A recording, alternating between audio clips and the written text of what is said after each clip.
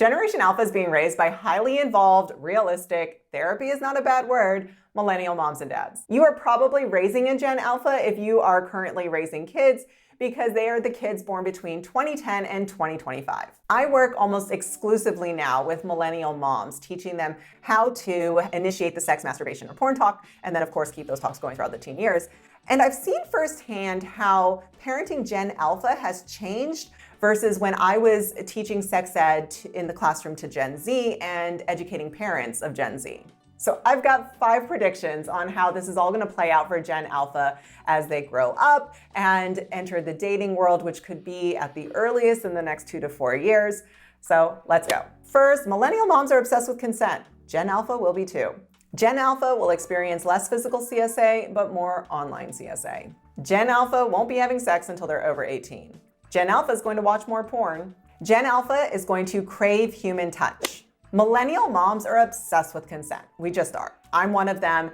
And it might be because we experienced sexual harassment and the blurring of boundaries when we were dating, or maybe it's because we just know the stats now. We know that sexual predators can be in our family or be the neighbor down the road. We know that they have specific tactics that they will use to groom our kids and us, and they will seem so helpful and trustworthy. And yet we know that we will never leave our kids with them. We just aren't. Gen Alpha is the first generation that is hearing their parents say on a regular basis, do not let anybody, like for example, Uncle John or any adult, touch your body or ask to touch your body or your genitals. And we know that Uncle John is not going to take offense to us saying that statement because they know that they are not a sexual predator.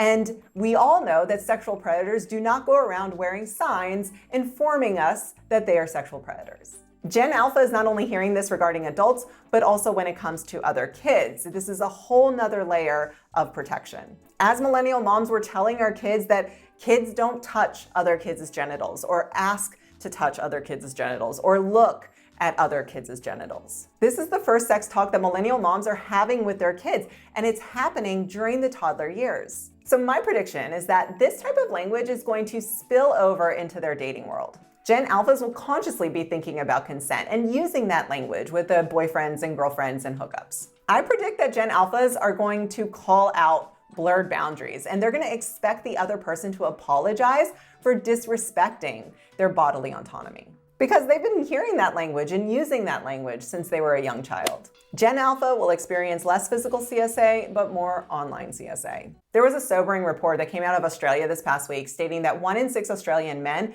have sexual feelings towards children. This survey made a lot of Australian men quite uncomfortable because it validated that 1 in 3 girls and almost 1 in 7 boys in Australia are victims of CSA. And if you are a part of the 5 out of 6 Australian men who do not have sexual feelings towards children, you need to help us in identifying the one that does and keep them away from children and get them help. This report gained a lot of attention in the press and on the social apps.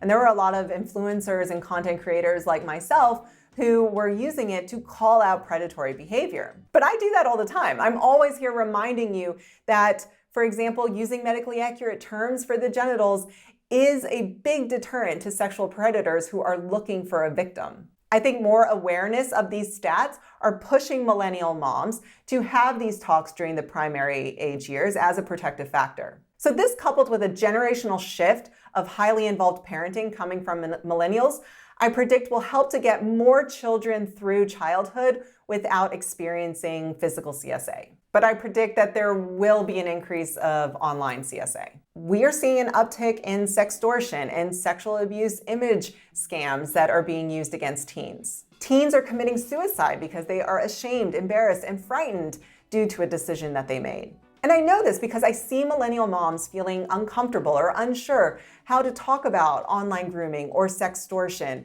with their 10 or 11-year-old. There's still this idea that many moms hold on to, thinking that, oh, that wouldn't happen to my kid, that happens to other people's kids. My kid knows better. And therefore, I predict that we won't actually see a decrease in online CSA for Gen Alpha. Now, I do hope my prediction is wrong because we are still in the process of raising Gen Alpha. And so if you are a parent of a 7, 8, or 9-year-old and you want to get ahead of this talk and prepare them for navigating the online space, there is a form in the description as well as in the comments.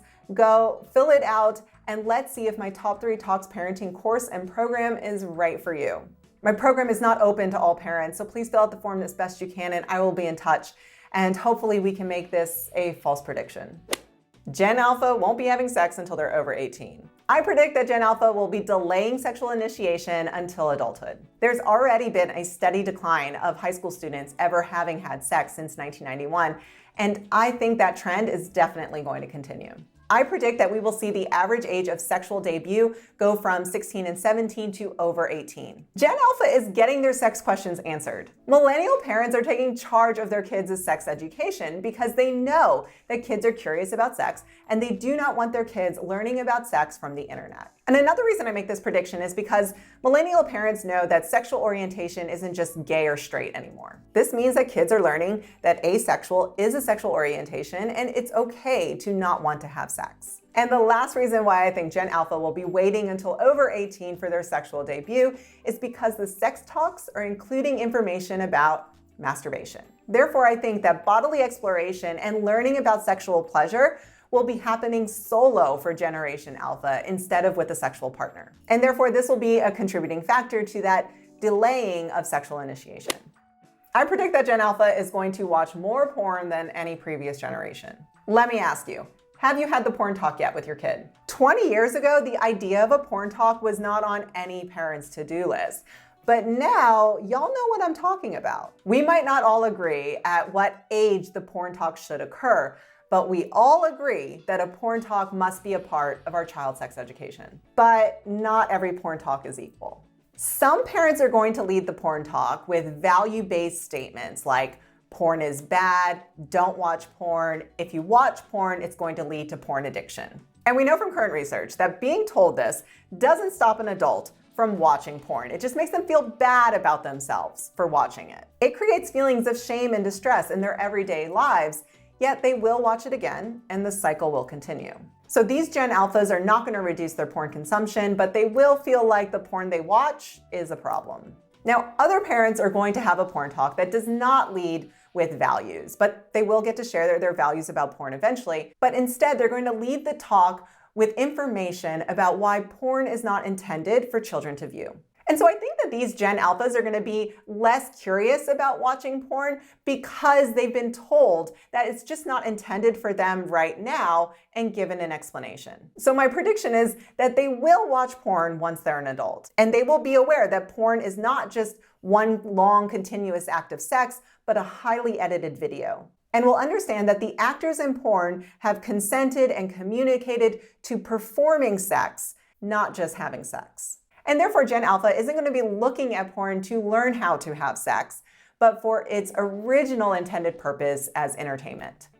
Gen Alpha is going to crave human touch. I'm not talking about sex here. I'm talking about basic human touch, which is a part of our sexuality. As babies, we wanted to be held, we wanted to be touched, we wanted to feel the warmth of another human body, of our mom, our dad, our caretaker. Physical human touch is necessary, and Gen Alpha is going to be well connected to other humans through technology. But if they're working from home, ordering groceries online, buying their clothes and shoes online, when are they ever interacting with other humans physically? Right? That shaking hands or giving a hug or a kiss to say hello or goodbye. But you know, by that time, there will probably be an app where you can order a human to cuddle for 30 minutes, to satisfy that basic need. What? You can do that now. Cuddle websites where you can have a professional cuddler cuddle you or meet up with someone for just cuddles and nothing more. Yeah, I predict that this is just going to get worse for Gen Alpha. Those are my predictions for Gen Alpha's sex, dating, and relationships. What do you think? Do you think Gen Alpha is going to have a healthier sex life than in previous generations? Or not, right? You let me know. Share your thoughts with me in the comments.